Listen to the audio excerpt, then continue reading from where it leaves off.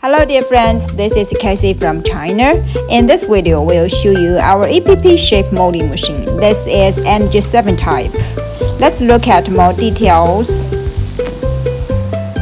The machine is done in our factory.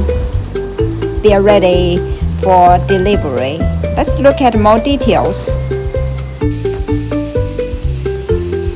The colors can be customized.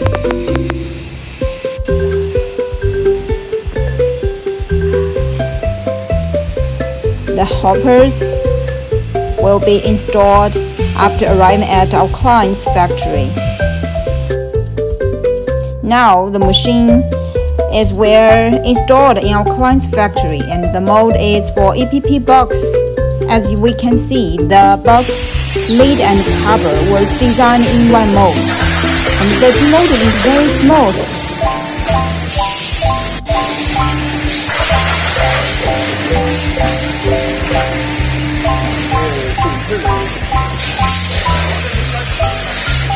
We have two pressurized hoppers for efficient feeding to mold chamber.